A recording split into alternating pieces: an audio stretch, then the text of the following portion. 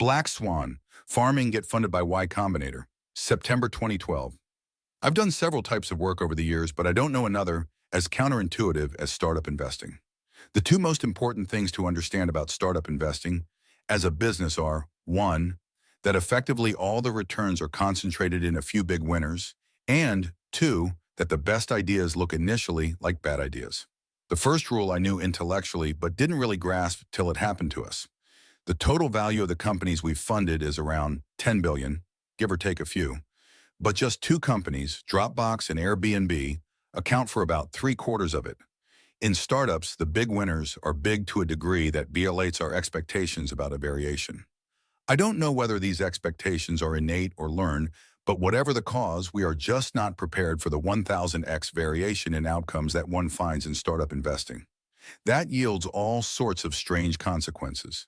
For example, in purely financial terms, there is probably at most one company in each YC batch that will have a significant effect on our returns, and the rest are just a cost of doing business.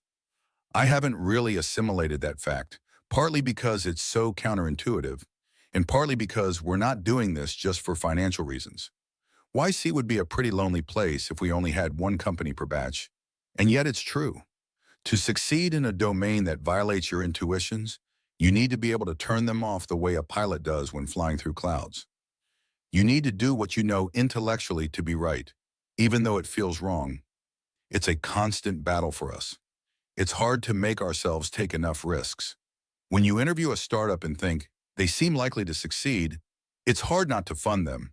And yet, financially at least, there is only one kind of success. They're either going to be one of the really big winners or not. And if not, it doesn't matter whether you fund them, because even if they succeed, the effect on your returns will be insignificant. In the same day of interviews, you might meet some smart 19-year-olds who aren't even sure what they want to work on. Their chances of succeeding seem small. But again, it's not their chances of succeeding that matter, but their chances of succeeding really big.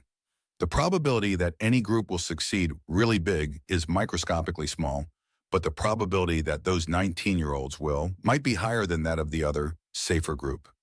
The probability that a startup will make it big is not simply a constant fraction of the probability that they will succeed at all. If it were, you could fund everyone who seemed likely to succeed at all, and you'd get that fraction of big hits. Unfortunately, picking winners is harder than that. You have to ignore the elephant in front of you, the likelihood they'll succeed, and focus instead on the separate and almost invisibly intangible question of whether they'll succeed really big. That's made harder by the fact that the best startup ideas seem at first like bad ideas. I've written about this before. If a good idea were obviously good, someone else would already have done it. So the most successful founders tend to work on ideas that few beside them realize are good, which is not that far from a description of insanity, till you reach the point where you see results. The first time Peter Thiel spoke at YC, he drew a Venn diagram that illustrates the situation perfectly. He drew two intersecting circles, one labeled "seems like a bad idea" and the other is a good idea. The intersection is the sweet spot for startups. This concept is a simple one, and yet seeing it as a Venn diagram is illuminating. It reminds you that there is an intersection, that there are good ideas that seem bad. It also reminds you that the vast majority of ideas that seem bad are bad. The fact that the best ideas seem like bad ideas makes it even harder to recognize the big winners. It means the probability of a startup making it really big is not merely not a constant fraction of the probability that it will succeed, but that the startups with a high probability of the former will seem to have a disproportionately low probability of the latter. History tends to get rewritten by big successes, so that in retrospect, it seems obvious they were going to make it big. For that reason, one of my most valuable memories is how lame Facebook sounded to me when I first heard about it. A site for college students to waste time? It seemed the perfect bad idea. A site, 1, for a niche market, 2, with no money, 3, to do something that didn't matter. One could have described Microsoft and Apple in exactly the same terms. Wait, it gets worse.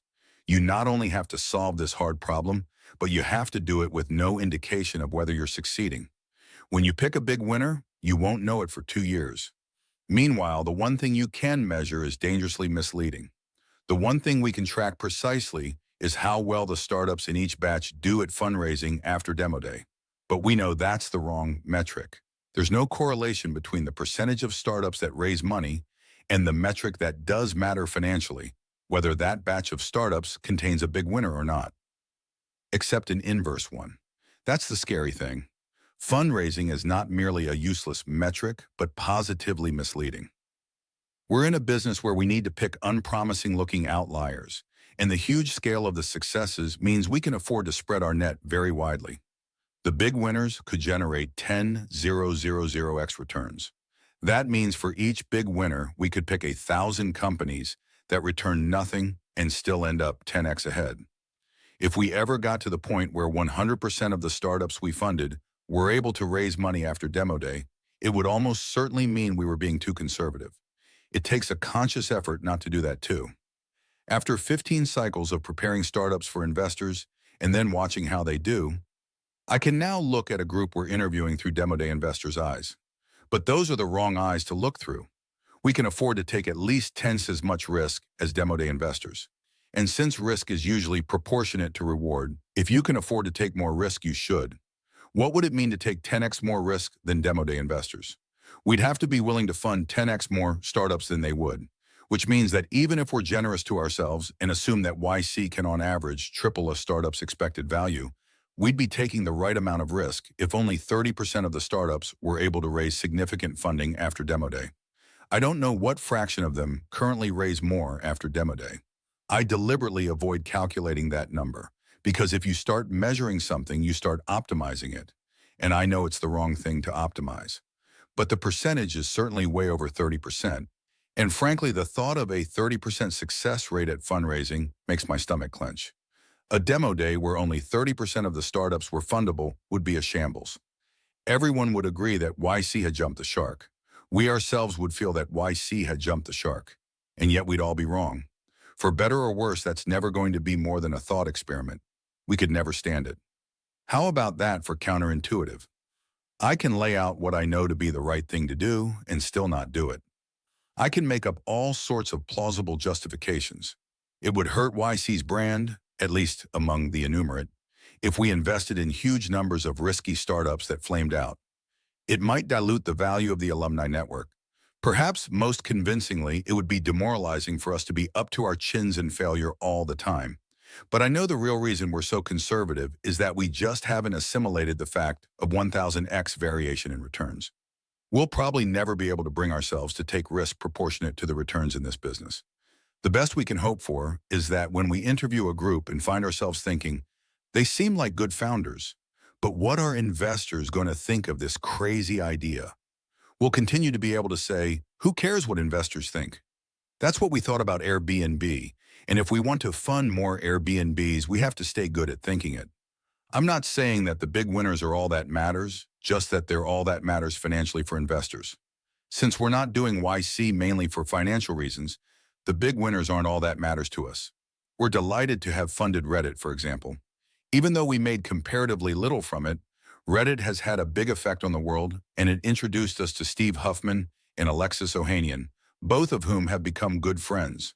Nor do we push founders to try to become one of the big winners if they don't want to. We didn't swing for the fences in our own startup, Via Web, which was acquired for $50 million, and it would feel pretty bogus to press founders to do something we didn't do. Our rule is that it's up to the founders. Some want to take over the world, and some just want that first few million.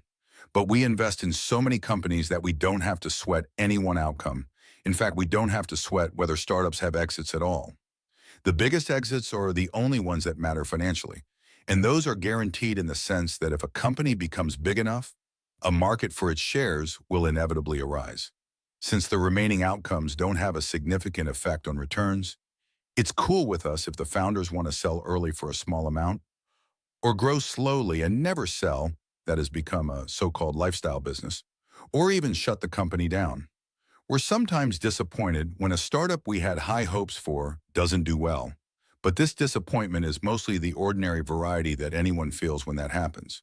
Without visual cues, for example, the horizon, you can't distinguish between gravity and acceleration, which means if you're flying through clouds, you can't tell what the attitude of the aircraft is. You could feel like you're flying straight and level while in fact you're descending in a spiral. The solution is to ignore what your body is telling you and listen only to your instruments. But it turns out to be very hard to ignore what your body is telling you. Every pilot knows about this problem, and yet it is still a leading cause of accidents. Not all big hits follow this pattern, though. The reason Google seemed a bad idea was that there were already lots of search engines, and there didn't seem to be room for another. A startup's success at fundraising is a function of two things: what they're selling and how good they are at selling it.